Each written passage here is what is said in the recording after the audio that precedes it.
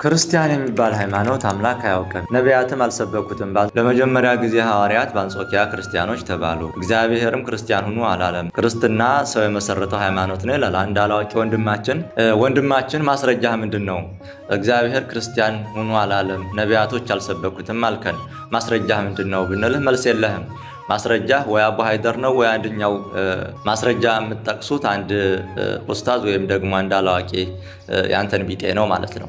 ክርስትና ሃይማኖት ሰው የመሰረተው ሃይማኖት ነው ካልክ ከኛ ጋር ሳይሆን ከራስህ ሃይማኖት ጋር ነው የምትጋጨው ማለት ነው። ምክንያቱም እስልምና መብቀያው መሐመድ ስለሆነ ማለት ነው። ስለዚህ የሰው እሳቤና ሎጂክ ሊባል የሚችለው የእናንተ ሃይማኖት ነው። መጽሐፍ ቅዱስ ከኦሪት ዘፍጥረት እስከ ራዕየ ዮሐንስ የሚያወራው ስለ ክርስትና ነው። የክርስትና ሃይማኖት የት ነው የጀመረው ስንል እግዚአብሔር አምላክ ዓለማትን ሳይፈጥር ገና በህሊናው አስቦ አስቀምጧት ነበር። እግዚአብሔር ሰማይና ምድርን ከፈጠረ በኋላ በሰማይ በሶስቱ ሰማያት በኢዮርና በራማ በኤረር በሶስቱ ሰማያት ቅዱሳን መላእክትን ፈጥሮ በዛ አስቀመጠና ክርስትና ሃይማኖትን ለነርሱ ሰጣት ማለት ነው። ክርስትና የሚባል ሃይማኖት አምላክ ያውቀው። ይሄ ምን ማለት ነው? እኛ እኮ ተው እንጂ ወንድማችን፣ እኛ እኮ ስላሴን የምናመልክ ሰዎች እኮ ነን።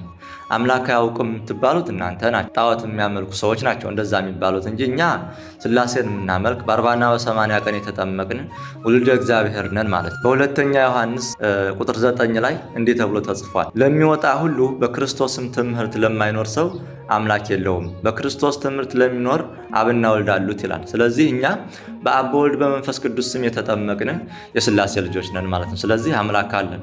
አምላክ የሌላቸው ክርስቶስን የማያውቁት ጣዖት የሚያመልኩ እናንተና መሰሎቻችሁ ናቸው እንጂ እኛ የእግዚአብሔር ልጆች በመንፈስ ቅዱስ ከውሃና ከመንፈስ የተወለድን የእግዚአብሔር የመንፈስ ቅዱስ ልጆች ነን ማለት ነው። ክርስትና ማለት ክርስቶስ የመሰረተው ሃይማኖት፣ የክርስቶስ ተከታይ ማለት ነው። ስለዚህ ክርስቶስ ደግሞ በራዕየ ዮሐንስ ምዕራፍ 21 ቁጥር 6 ላይ እንዲህ ይላል፣ አልፋና ኦሜጋ መጨረሻውና መጀመሪያው እኔ ነኝ፣ ለተጠማም ከሕይወት ውሃ ምንጭ እንዲያው እኔ እሰጣለሁ ይላል። ስለዚህ ክርስቶስ ከዘላለም ዘመናት በፊት የነበረ ነው። ስለዚህ ክርስትናን ሃይማኖት ደግሞ የመሰረታት እርሱ ነው፣ በሰማይ ለመላእክት በምድር ደግሞ ለሰው ልጆች ማለት ነው። ስለዚህ ክርስትና ሃይማኖት አምላክ የለውም። እንዴቱ ነው አምላክ የለውም የሚለው? ክርስቶስን የማያውቅ ሰው ነው። ስለዚህ እንደዛ ከሆነ ደግሞ እናንተ ናችሁ አምላክ የሌላችሁ ማለት ነው። እንግዲህ ክርስቲያኖች በአንጾኪያ ነው የተባሉት ለሚለው መጽሐፍ ቅዱስ እንዲህ ይለናል።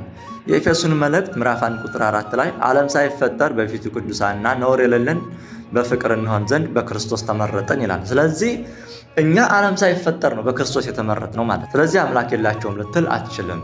የኡስታዝ ወሬ ይዘህ የአጋንንትን ትምህርት ይዘህ እውነተኛ የሆነውን የእግዚአብሔርን ቃል መቃወም ይሄ ተገቢ አይደለም ማለት ነው። ይሄ የሚስማማው ለእናንተና ለመሰሎቻችሁ ስለሆነ ማለት ነው። ነቢያት አልሰበኩትም ለሚለው ማስረጃ እንስጣቸው። ትንቢተ ኢሳይያስ ምዕራፍ 53 ቁጥር 5 ላይ እንዲህ ተብሎ ተጽፏል። እርሱ ግን ስለ መተላለፋችን ቆሰለ፣ ስለ በደላችንም ደቀቀ፣ የደህንነታችንም ተግሣጽ በእርሱ ላይ ነበረ፣ በእርሱም ቁስል እኛ ተፈወስን ይላል። ማነው ይህንን ያለው? ነቢዩ ኢሳይያስ።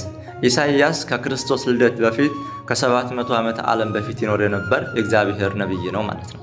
ስለዚህ ይህ ነብይ የክርስቶስን መከራና እርሱ ለሰው ልጆች ያደረገውን ድህነት በብሉይ ኪዳን ሆኖ በትንቢት መነጽር እግዚአብሔር ገልጾለት በዚህ መልኩ ተናግሯል ማለት ነው። ሌላኛው ደግሞ ነቢየ ጽድቁ በአምላክ ቅዱስ ዳዊት በመዝሙር 21 ቁጥር 17 ላይ እንዲህ ብሎ ተናግሯል ማለት ነው። አጥንቶቼ ሁሉ ተቆጠሩ፣ እነርሱም አዩኝ ተመለከቱኝም፣ ልብሶችንም ለራሳቸው ተከፋፈሉ፣ በቀሚሴም ላይ ዕጣ ተጣጣሉ ይላል ማለት ነው። ክርስቶስን ስናነብ በመጽሐፍ ቅዱስ በወንጌል ስናነብ የክርስቶስን ቀሚስ የአይሁድ ወታደሮች ዕጣ እንደተጣጣሉበት ይነግረናል ማለት ነው። ስለዚህ ስለማን ነው የሚሰራው? ቅዱስ ዳዊት የእስራኤል ንጉስ ነው። በእስራኤል ላይ 40 ዓመት የነገሰ ታላቅ ንጉስ ነው። ማን ቸንክሮት፣ ማን አጥንቶቹ እስኪቆጠሩ ድረስ ገርፎት፣ በእርሱ ልብስ ላይስ ማን ዕጣ ተጣጥሎ? ስለማን ነው የሚናገረው? ስለ ክርስቶስ ነው ማለት ነው። ስለ ክርስቶስ ስቅለት ነው እየተናገረ ያለው ማለት ነው። ክርስትና ደግሞ በክርስቶስ ነው እንጂ የተመሰረተው በሰው አይደለም ማለት ነው። ክርስቶስ ደግሞ ከዘላለም ዘመናት በፊት የነበረ ነው ማለት ነው። እኛ ክርስቲያኖች የምንከተለው የመላእክትን ሃይማኖት ነው። ኢየሱስ ክርስቶስ በመላእክት መካከል የመሰረታትን ሃይማኖት በምድር ደግሞ ለሰው ልጆች አንጥቶ ለእኛ ሰጠን።